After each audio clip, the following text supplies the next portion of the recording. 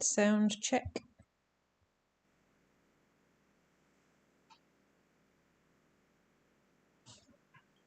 Sound check.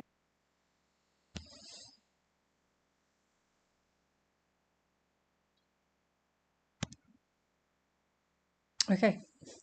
Hi, welcome back to the 3 merit questions a day live stream. So hopefully you've had a look at these that were on Instagram and you're ready to go with giving them a try.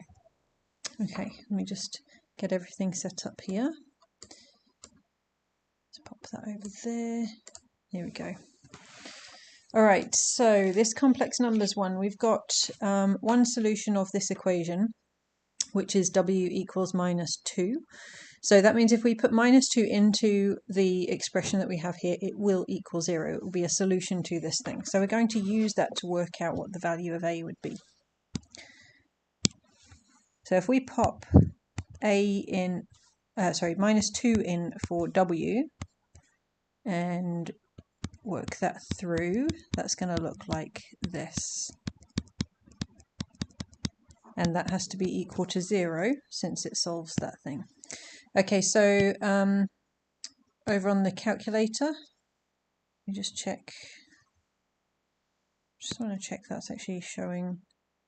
Yeah, okay, so if we go to our regular run menu, -2 cubed gives us -8, times it by 3. Then we're going to add on 6 and add on 10. So the numbers part there comes to a total of -8. -2 squared is 4, so this is 4a minus 8 equals 0. So a must be 2. Actually, just getting to this point here was where the achieved point is in this question. Pretty straightforward. Okay, so let's carry on and get that merit. Now, if the -2 is a root, then w plus 2 is a factor of the expression.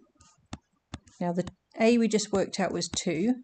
So now I'm just rewriting that expression like this. Now compare across what you've got on the left-hand side with what you have on the right-hand side, so that you can sort of equate the coefficients of each of those pieces and work out what's missing in this bracket here.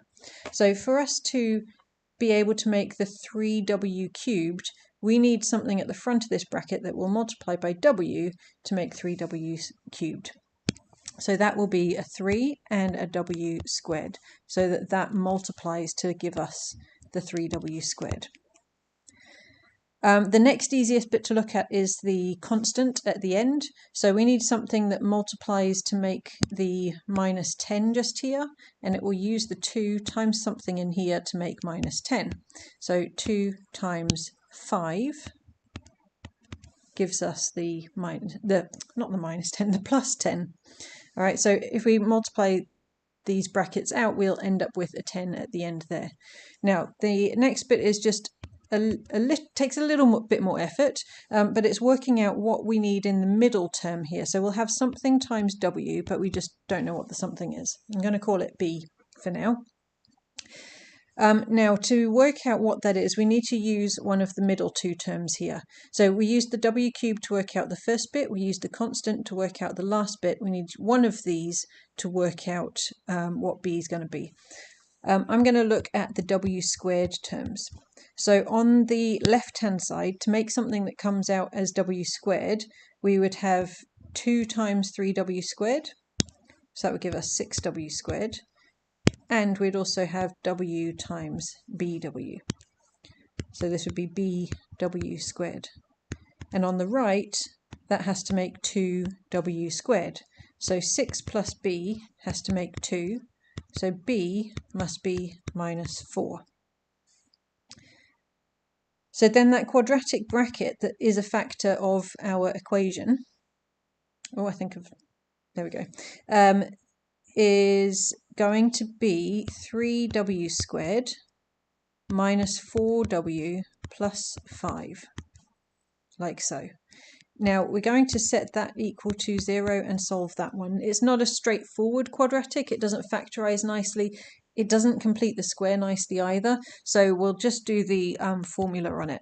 So w equals minus b, which is 4, plus or minus the square root of b squared, so that's 16, minus 4ac, so 4 times 3 times 5, all over 2a. So 2 times 3 is 6. And let's work out what that is doing for us now. So we will have, sorry, I'm just trying to flick between screens and make sure I'm not missing any questions that come up.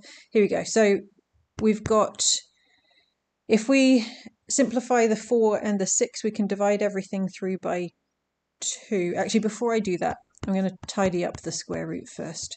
So let's go with 4 times 3 times 5 is 60. So 16 minus 60 will be minus 44. And that's all over 6. Okay, now let's divide everything through by 2. That's a little bit easier. So 2, and the 6 becomes a 3. We have a plus or minus. Now, if we're dividing through by 2 into that square root, that would be putting the 2 into the square root means it is then a 4, so that when it comes out of the square root, it's a 2. So if we were to put it into the square root, we're doing 44 divided by 4 rather than divided by 2. So this is the square root of minus 11. And the square root of minus 1 is I, so we will call that plus or minus 11i. Now, do a check on your calculator. Although you can't get merit for finding those solutions only on your calculator, but we can do it. When you're in the exam, use the calculator to check. So let's go to the polynomial, and we can go back to our original polynomial that was degree 3. We can put in our values there of 3, a was 2, then we have minus 3 and 10. And we're going to use solver in a moment, but before we do, so that we can get all of the solutions, we're going across to the setup menu just here, and we'll go down to complex mode. Where it says real at the moment, I'll turn it into imaginary, and then enter. And now we can solve that one. And you can see the solution that was here that was given to us, w equals minus 2, that matches, so that's good. And then this solution here matches with the 2 solutions we've got there. They are in decimal form, but you could go and back into the regular menu and do root 11 over 3 and check that it comes to this number here. So that's a way to check that when you're in the exam. Okay. So we're ready to go on to the differentiation question, unless anyone out there has anything they want clarified on that complex one. Feel free to pop it in the chat if you got a question. If I wasn't clear on anything, I'm more than happy to answer those. Okay, so now we are looking at differentiation. Now, just a bit of warning, this is actually quite a tricky question for differentiation.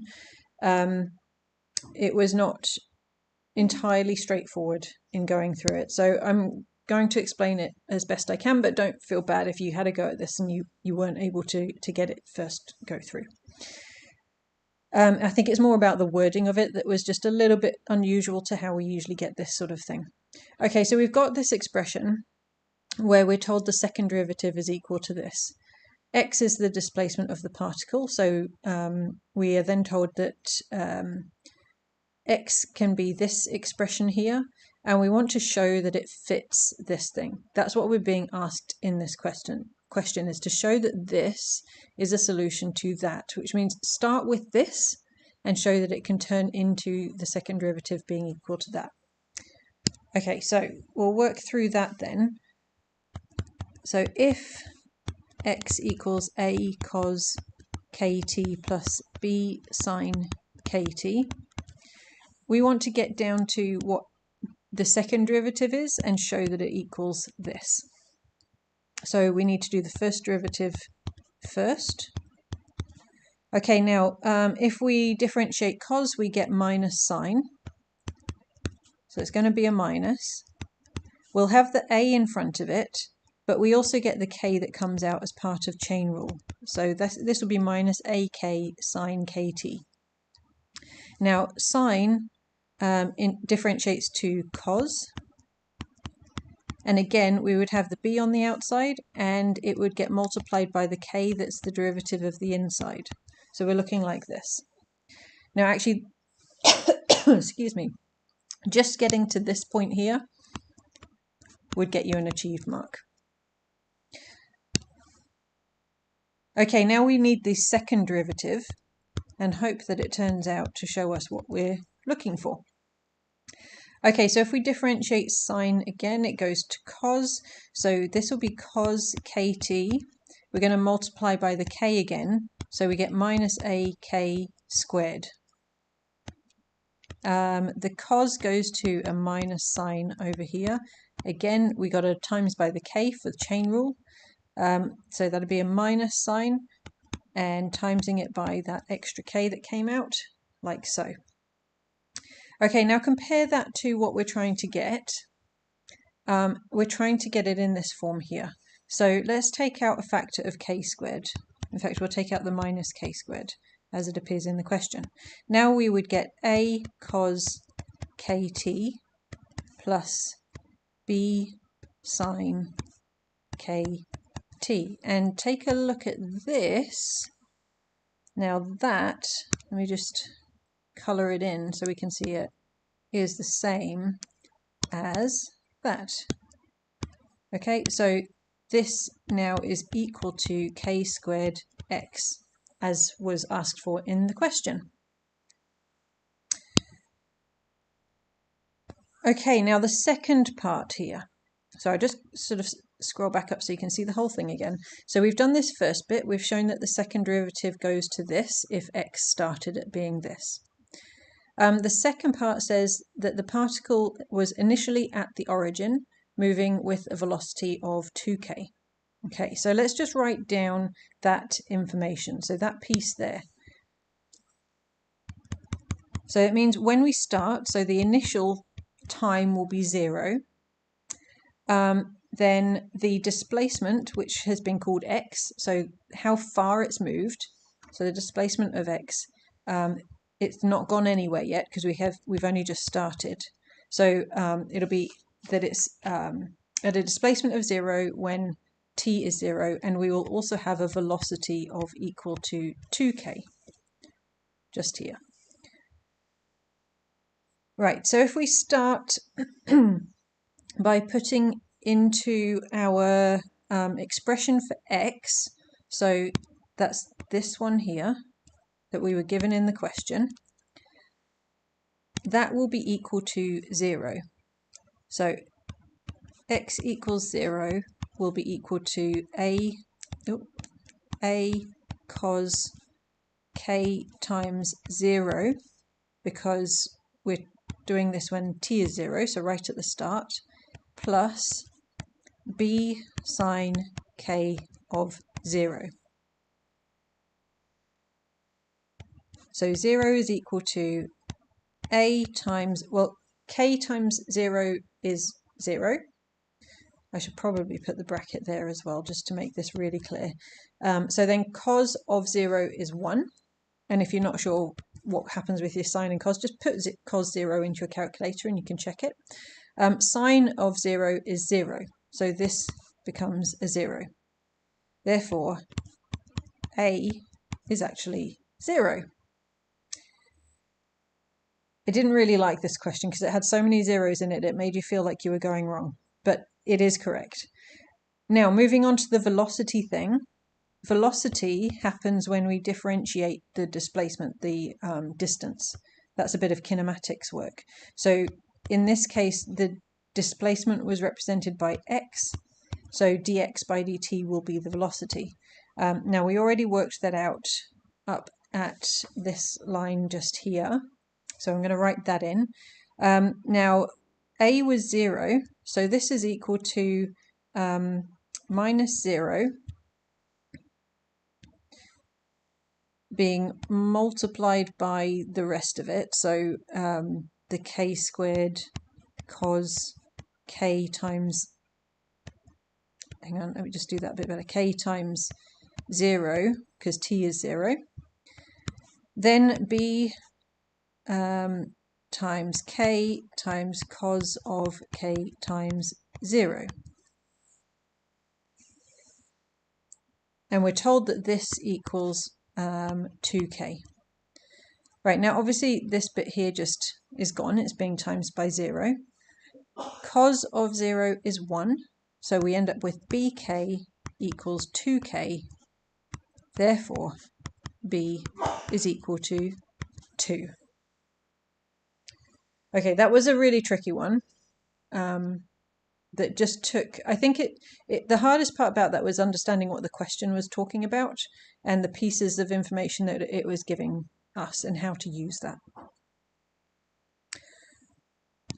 Okay, we are going to go on to the integration one. Now, this one actually makes up for it. These two questions were done in the papers of the same year, and this one actually turns out to be a really nice integration question. And it's kind of like demonstrates what I often tell you guys of not to rule any paper out. Sometimes you might turn up and one of the papers that you were really feeling confident about just has horrible questions in it. You need to be ready to do all of the questions, all of the papers that you're entered for, so that you can get your best possible chance of great results out of them in case one of them turns out to be nasty.